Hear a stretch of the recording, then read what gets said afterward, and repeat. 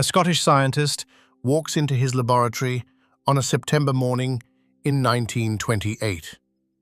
He has been away on holiday. He notices that one of his bacterial culture plates has been contaminated, a common and usually annoying occurrence. A mold has grown on the plate, and around the mold, the bacteria are dead. He looks more carefully. He picks up the plate, he studies it, and in that moment of accidental observation, Alexander Fleming discovers penicillin, the drug that would save 200 million lives. It is one of the great stories of accidental discovery in the history of science. It is also, like most great stories, significantly incomplete. Fleming did discover penicillin. He did notice correctly that the mold was producing something that killed bacteria. He published his observation in 1929. And then, for more than 10 years, almost nothing happened. The drug that would save 200 million lives was discovered in 1928 and did not save a single life until 1941. The gap between those two dates is the real story of penicillin. It is the story of two scientists, an Australian pathologist named Howard Florey and a German refugee biochemist named Ernst Chain, who took Fleming's forgotten paper, spent years working out how to purify and produce the drug in usable quantities, and then faced a second impossible challenge: how to manufacture it fast enough to matter. It is the story of a collaboration between Britain and America that produced one of the most consequential pharmaceutical achievements in history.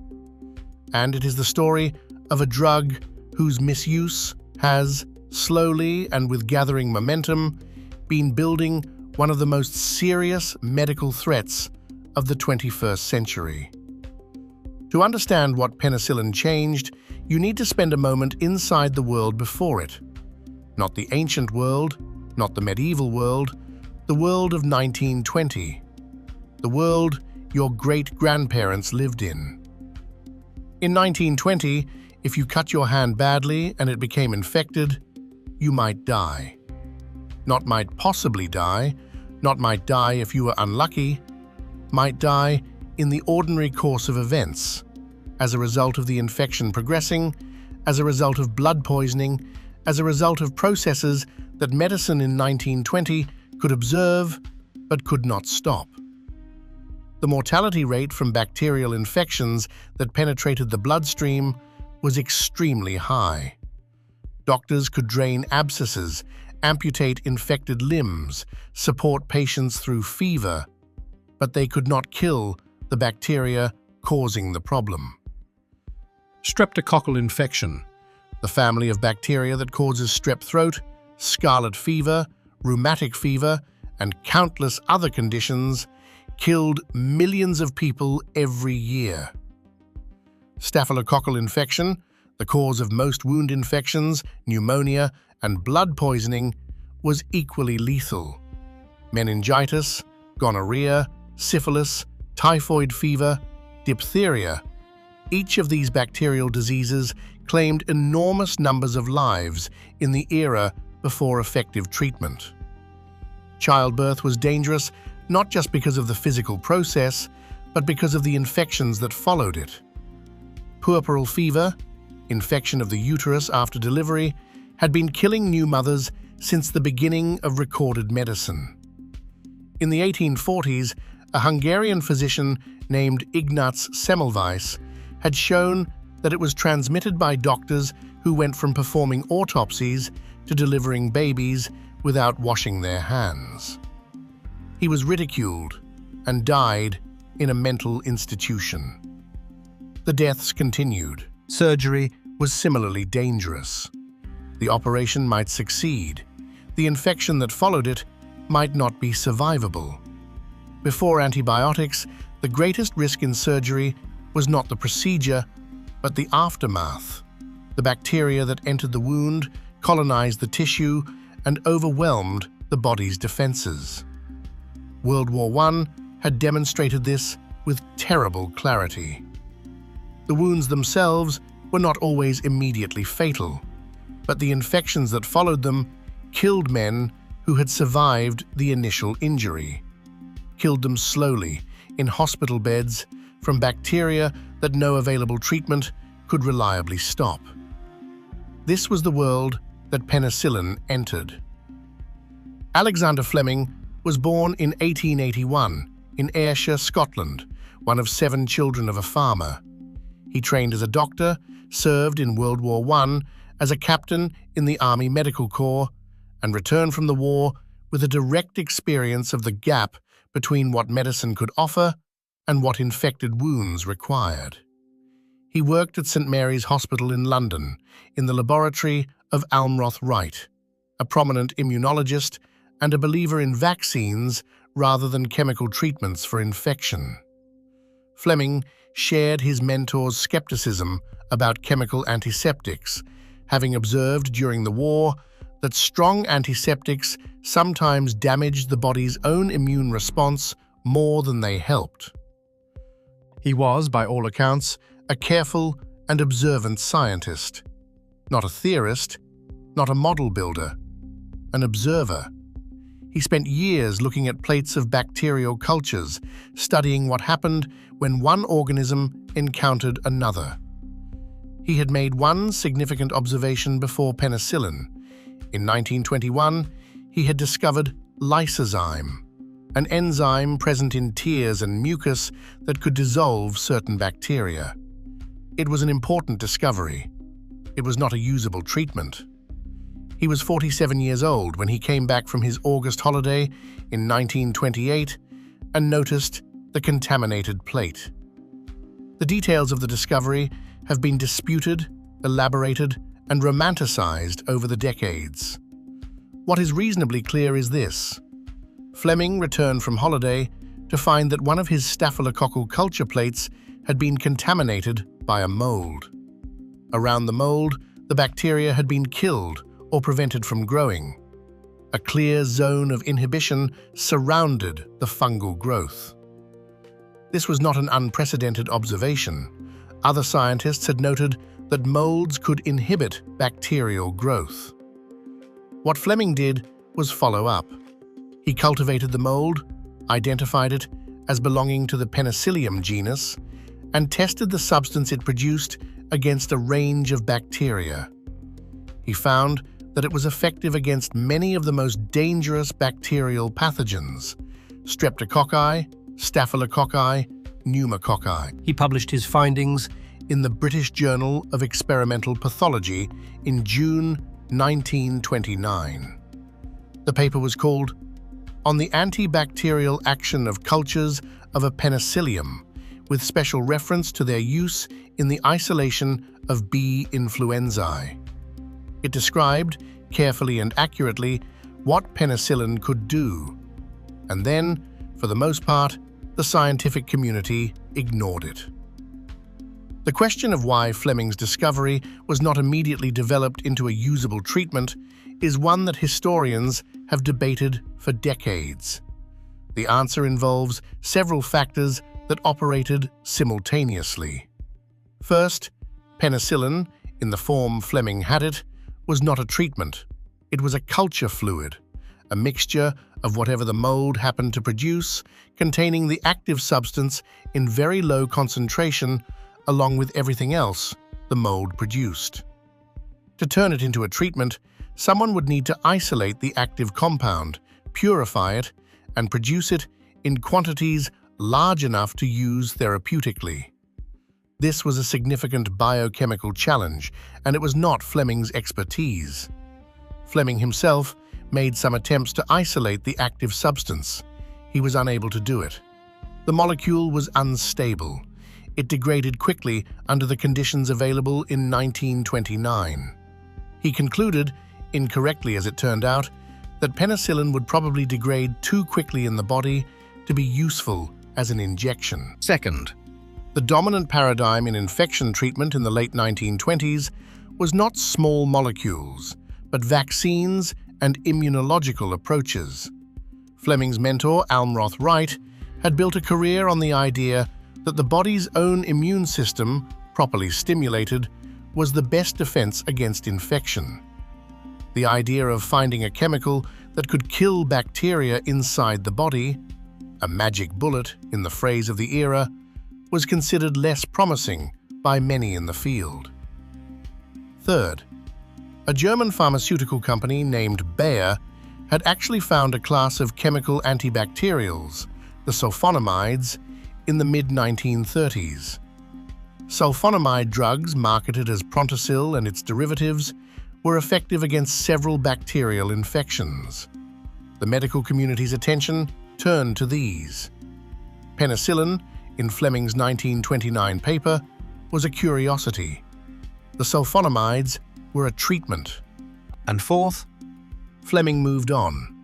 He continued his work, continued his career, continued to mention penicillin occasionally in his lectures as an interesting biological observation. But he did not pursue it.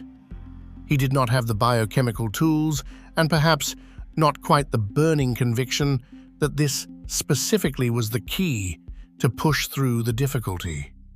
The paper sat. The mold sat. The bacteria waited. For 10 years, penicillin was an interesting footnote in an obscure journal. In 1938, a team at the Sir William Dunn's School of Pathology in Oxford began reviewing the scientific literature on antibacterial substances produced by microorganisms. the team was led By Howard Walter Florey, an Australian-born pathologist who had come to Oxford from Adelaide via Cambridge and was now the school's director. Florey was decisive, organised, driven, and possessed of an administrator's ability to assemble and focus a group of people on a specific problem. He was not always easy to work with. He was very effective. Alongside Florey was Ernst Boris Chain, a Jewish biochemist who had fled Germany in 1933 after Hitler came to power, abandoned his PhD research, and eventually found his way to Oxford. Chain was brilliant, volatile, energetic, and deeply skilled in the chemistry of complex biological molecules. He was also perpetually in conflict with Florey about credit, about money, about the terms of their collaboration. The relationship was productive and uncomfortable in roughly equal measure. Their team also included Norman Heatley, a quiet, enormously skilled biochemist who would prove to be the essential practical engineer of the Penicillin project, the person who solved the manufacturing problems that theory alone could not address. When Chain reviewed the literature on antibacterial substances, he found Fleming's 1929 paper. He was interested. He brought it to Florey. They decided to investigate. The decision was not primarily medical. Florey and Chain were scientists interested in a biochemical problem, the nature of antibacterial substances produced by microorganisms. The therapeutic implications, while present, were not the primary driver of the initial investigation. What they found, when they began working seriously on the problem in 1939 and 1940, was something extraordinary. The molecule was unstable, yes, but it could be stabilized. The concentration could be increased. The impurities could be removed. With enough skill and effort, penicillin could be purified into something that might work as a drug. Norman Heatley's contribution to penicillin is one of the most underappreciated in the history of medicine. The Oxford team needed to grow large quantities of the Penicillium mold and extract the active compound from the culture fluid. The mold grew on the surface of a liquid medium. It was a surface culture organism, which meant that to scale up production, you needed more surface area, not just more volume. Heatley, working with whatever vessels he could find or improvise, developed a system for growing the mold in bedpans, food tins, biscuit tins, hospital trays, any shallow container that could hold the culture fluid and allow the mold to grow on top. The liquid was then siphoned off, and the penicillin extracted from it through a sequence of chemical steps that Heatley refined over months of trial and error. The process was slow, the yield was tiny, and every step was difficult. Producing enough penicillin to test in a mouse required weeks of effort from multiple people. The Oxford team calculated that to treat a single human patient would require a quantity of penicillin that would take months to produce at their current rate. This was the second impossible problem. The first had been isolating the compound, the second was making enough of it. But they had enough for mice, and mice would have to do for now. On the 25th of May, 1940, Howard Florey conducted an experiment that he later described as one of the most exciting of his scientific life. 8 mice were infected with lethal doses of streptococci, bacteria that, in the quantities given, would kill an untreated mouse within 16 to 20 hours. 4 of the mice were given penicillin injections at 2-hour intervals over the following hours. 4 were not. By the following morning, the 4 untreated mice were dead. The 4 treated mice Were alive. Florey observed this result and understood immediately what it meant. He later said he had not allowed himself to think too hard about the implications before the experiment, for fear of what it would mean if it failed. Now, it had not failed. He walked home in the early morning light and told his wife that they might have found something very important. He understood clearly the distance between success in a mouse and success in a human being. Mice and men were different. A dose that worked in a mouse might do nothing in a person. A substance tolerated by a mouse might be toxic to a human. The work was not done, but the principle was proved. Penicillin could eliminate a lethal bacterial infection in a living animal. The molecule worked in a body, not just in a culture dish. Fleming's concern that it would degrade too quickly to be useful had been proven wrong. Chain was exultant.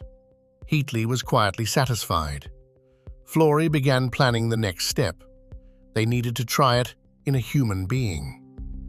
Albert Alexander was a 43-year-old police constable from Oxford. He had developed a severe infection from a small scratch, possibly from a rose thorn. The infection had spread to his face, then to his scalp, then to his lungs, then to his shoulder. Both eyes had become infected. One had been removed in an attempt to stop the spread. He was dying, slowly and terribly, from the simultaneous action of staphylococci and streptococci throughout his body. By the time he came to the attention of the Oxford team in February 1941, he had been ill for 2 months, and the infection was beyond any available treatment's control. He received his first injection of penicillin on the 12th of February 1941. Within 24 hours, the improvement was visible. The fever began to fall. The infection sites showed signs of retreating. Alexander, who had been near death, began to look like a man who might survive. The team continued the injections, and they did something that would seem shocking by later standards. They collected his urine, extracted the penicillin from it, and re-administered it. The quantities they had were so small that they could not afford to waste any molecule that had passed through the patient's body intact. For 5 days, Albert Alexander improved. And then, the supply ran out. They had produced every milligram of penicillin they had. The mold was growing as fast as it could. There was no more. Without the drug, the infection returned. Within a month, Albert Alexander was dead. The team wrote up the case as a tragic partial success. The drug worked. They simply could not make enough of it. 5 subsequent patients were treated with better results, including a 14-year-old boy with streptococcal blood poisoning who recovered completely, and a policeman with a staphylococcal infection who survived what had been before penicillin, a reliably fatal condition. The evidence was clear. This drug saved lives. The problem was not the science. The problem was the factory. Britain in 1941 was in no condition to build a pharmaceutical factory. The country was under aerial bombardment. Resources were rationed. Industry was directed toward war production. The chemical companies that might have scaled up penicillin production were busy with other things, and the prospect of the years of investment required to build manufacturing capacity for a drug that had only been tested on a handful of patients was not immediately appealing. Florey made a decision that would prove to be one of the most consequential in the history of the project. He would take the knowledge to America. In June 1941, Florey and Heatley flew to the United States, a significant journey in wartime, carrying samples of the penicillium mold in their coat linings, the most direct possible way of transporting what they needed to share. They met with scientists at the Northern Regional Research Laboratory in Peoria, Illinois, a USDA facility focused on agricultural fermentation. The Peoria scientists were experts in growing microorganisms at scale. They were exactly the people Florey needed, and almost immediately they made progress. Two critical innovations came from Peoria. First, a researcher named Andrew Moyer discovered that adding corn steep liquor, a byproduct of corn processing that was abundant and cheap in Peoria, to the culture medium dramatically increased the mold's yield of penicillin. Production jumped tenfold. Second, the search for higher-yielding strains of penicillium led to a systematic collection effort. Researchers contacted people around the world, asking for soil samples and mold samples. The most productive strain of all came from a moldy cantaloupe melon purchased at a fruit market in Peoria. The Penicillium chrysogenum strain, isolated from that melon, became the ancestor of most commercial penicillin production. The discovery that would save millions of lives was descended from a cantaloupe in an Illinois fruit market. Science is not always glamorous. By 1943, with American pharmaceutical companies, Pfizer, Merck, Squibb, Lilly, having committed to large-scale production, penicillin was being manufactured in quantities that made widespread therapeutic use possible. By D-Day in June 1944, there was enough penicillin available to treat every infected Allied soldier who needed it. The death rate from wound infections in World War II was a fraction of what it had been in World War I. In 1945, Alexander Fleming, Howard Florey, and Ernst Chain shared the Nobel Prize in Physiology or Medicine for the discovery and development of penicillin. Three men: Norman Heatley, who had designed the extraction process, built the production system from bedpans and biscuit tins, traveled to America with Florey to share the knowledge, and spent the war years refining the manufacturing process, did not receive the Nobel Prize. He was, by the consensus of most historians who have studied the project, as essential to the development of penicillin as any of the three who did receive it. In 1990, 45 years after the Nobel was awarded, the University of Oxford gave Heatley an honorary doctorate in medicine, the first time in Oxford's 800-year history that such an honor had been conferred on anyone. The citation described his contribution as one without which Florey and Chain could not have developed penicillin as a medicine. He was 80 years old when he received it. Dorothy Hodgkin, a British crystallographer who would later win the Nobel Prize in Chemistry for other work, determined the precise chemical structure of penicillin using X-ray crystallography in 1945. Her determination of the structure was a scientific achievement of considerable difficulty and importance. It was essential to the subsequent industrial optimization of penicillin production and to the development of later antibiotics. She received the Nobel Prize in Chemistry in 1964 for vitamin B12, not penicillin. Her work on penicillin is often overshadowed by the Fleming-Florey chain narrative. Andrew Moyer, whose discovery of corn-steep liquor dramatically increased production, received an American patent for the improved fermentation process. Florey and Heatley, believing that patenting a medical discovery was ethically inappropriate, had not patented their own contributions. This decision meant that British scientists received no financial return from the enormous American pharmaceutical investment in penicillin production, while Moyer's American patent generated significant income. Fleming himself, in the aftermath of the Nobel Prize, became a global celebrity of a kind that surprised everyone, including him.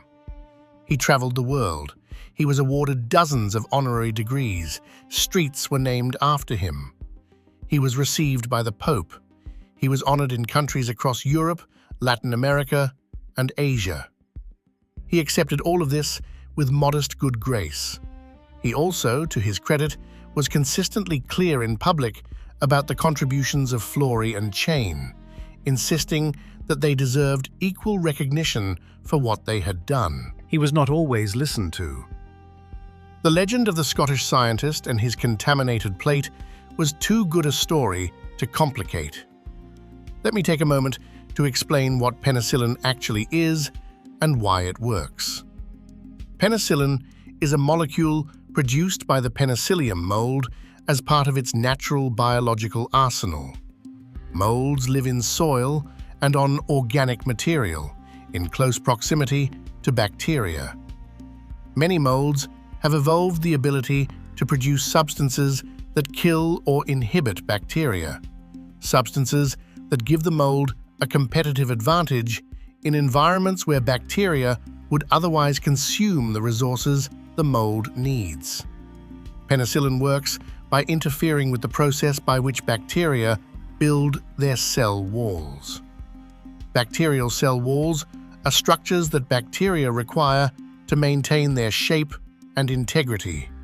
Without them, bacteria swell and burst. Penicillin binds to specific proteins in the bacterial cell wall synthesis machinery and disables them. The bacteria can no longer build their walls. They die. This mechanism is specific to bacteria. Human cells do not have the same type of cell walls. This is why penicillin can kill bacteria at doses that are harmless to the human patient. It targets a structure that bacteria have and humans do not. This selectivity, the ability to kill the pathogen without harming the patient, is what makes a truly useful antibiotic. Earlier chemical treatments like arsenic compounds used against syphilis worked, but were often toxic. Penicillin was, by comparison, extraordinarily safe. The discovery also transformed the understanding of what was possible in medicine. If one molecule from one mold could do this, what else was out there? The search for other antibiotics began immediately and produced a remarkable harvest. Streptomycin, chloramphenicol, tetracycline, erythromycin. A cascade of new drugs from the 1940s through the 1960s that transformed the treatment of infectious disease. Each one followed the same fundamental principle: find a molecule that bacteria cannot live with, but humans can. The natural world, microbes that have spent billions of years competing with each other, turned out to be the world's greatest pharmacy. The effect of penicillin on World War II is difficult to overstate without sounding like hyperbole, so let me try to be specific. In World War I, before penicillin, before sulfonamides, before effective wound treatment, approximately 18% of all wounded soldiers who were admitted to hospital died of their injuries or the infections that followed them. Bacterial infections, particularly gas gangrene, tetanus, and wound sepsis, killed men who had survived the initial wounding. In World War II, with sulfonamides used from 1939 and penicillin increasingly available from 1943 onward, the mortality rate for wounded soldiers who reached hospital dropped to approximately 4%. That difference, 18% to 4%, represents, in the Allied armies alone, hundreds of thousands of lives. Men who would have died in 1917 survived in 1944 because of drugs that could stop the bacteria that killed them. The military's interest in penicillin was therefore not simply humanitarian, it was strategic. A drug that could return wounded soldiers to active duty faster, that could prevent the infections that turned light wounds into fatal ones, was a direct military asset. The American and British governments treated penicillin production as a war priority comparable to weapons manufacturing. D-Day, the Allied invasion of Normandy on June 6, 1944, was the largest amphibious military operation in history. It was also, medically speaking, the first major military operation to be conducted with an adequate supply of penicillin. The Allied Medical Corps arrived on the beaches with penicillin. The casualty rates, which would have been catastrophic in a pre-antibiotic era, were dramatically reduced. Penicillin did not win World War II, but it helped the people who were winning it survive long enough to finish the job. On the 10th of December 1945, Alexander Fleming stood in Stockholm to receive his Nobel Prize. In his acceptance speech, he said something that most people at the time probably heard as a polite scientific caution, and that now reads as one of the most prescient warnings in the history of medicine. He said, "The time may come when penicillin can be bought by anyone in the shops. There is the danger that the ignorant man may easily underdose himself and, by exposing his microbes to non-lethal quantities of the drug, make them resistant." He was describing antibiotic resistance. In 1945, before penicillin was widely available to the public, he was right. Bacteria evolve. They reproduce rapidly. A single bacterial cell can become a billion in 24 hours.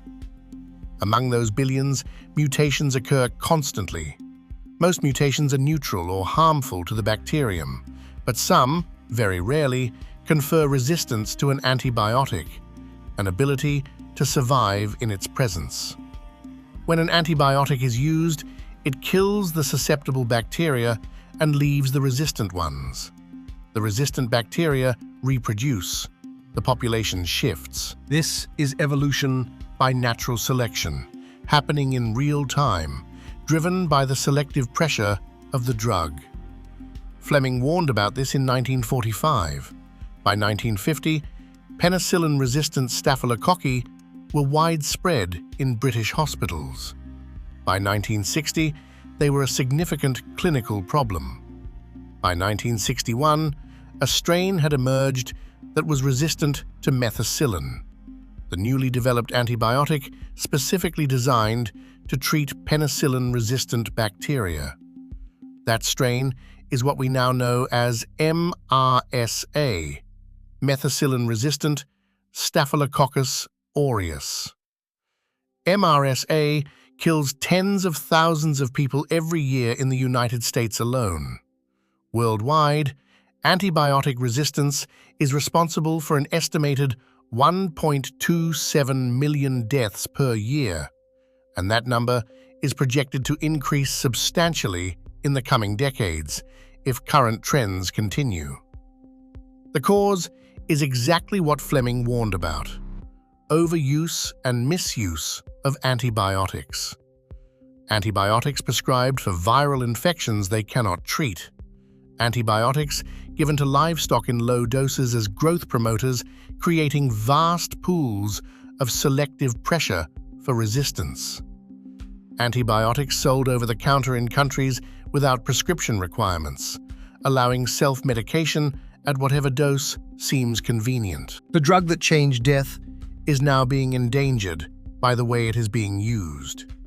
The bacteria are learning, the drugs are losing, and the world is approaching, in some estimates, a post-antibiotic era in which infections that are currently treatable will again be death sentences.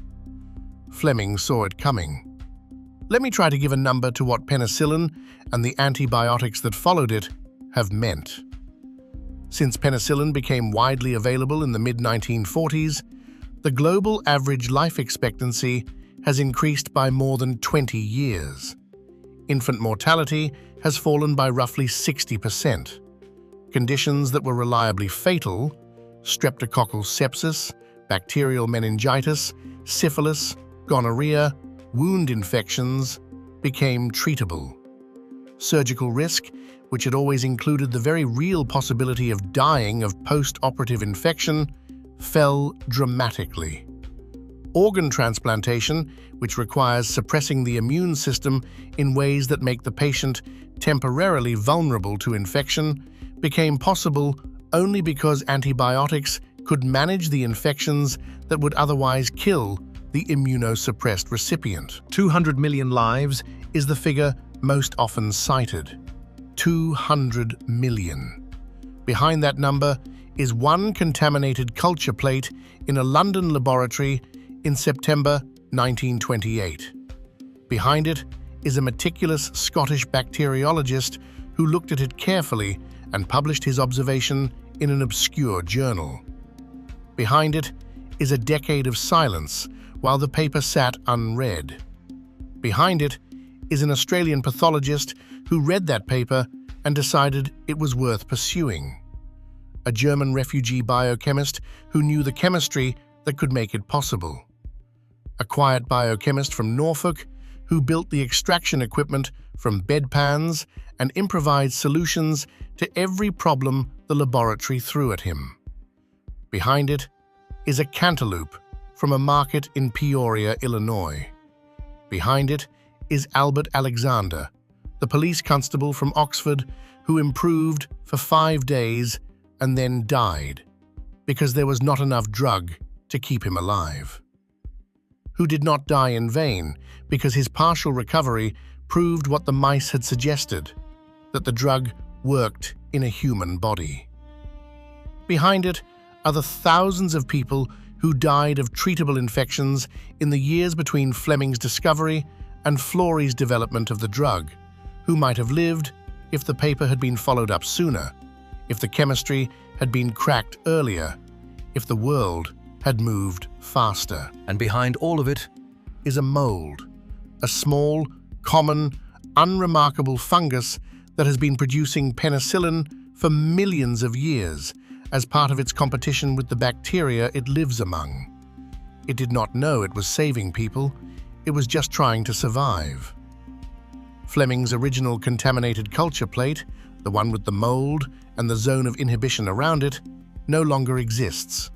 It degraded long ago, but a reconstruction of it is on display at the Alexander Fleming Laboratory Museum at St. Mary's Hospital in London. Visitors can stand in the room where the observation was made and look at a plate that represents what Fleming saw. The room is modest. A Victorian laboratory bench, shelves of preserved culture plates, a microscope. The equipment of a working scientist in a working hospital, not the gleaming apparatus of mythology. Fleming worked here for most of his career. He did important work here, the discovery of lysozyme, the observation of penicillin. He was not by any measure a failure. He was a careful, diligent, perceptive scientist who made observations that others eventually made use of. The story is not that Fleming was unworthy, it is that he was one of several indispensable people, and history, with its preference for single heroes and single moments, told his name and let the others fade. Florey returned to Oxford after the war And eventually became president of the Royal Society. He was later ennobled as Baron Florey of Adelaide, the man from Australia who had, arguably more than anyone else, turned penicillin from a laboratory curiosity into a drug. Chain remained volatile, remained brilliant, remained in conflict with the people around him, and remained enormously productive, eventually becoming director of the Institute of Microbiology at the International Health Organization in Rome. Heatley returned to Oxford, where he spent the rest of his career doing careful, excellent, unheroic scientific work, and eventually received his honorary medical degree at 80 years old. And the mold, Penicillium, grows still.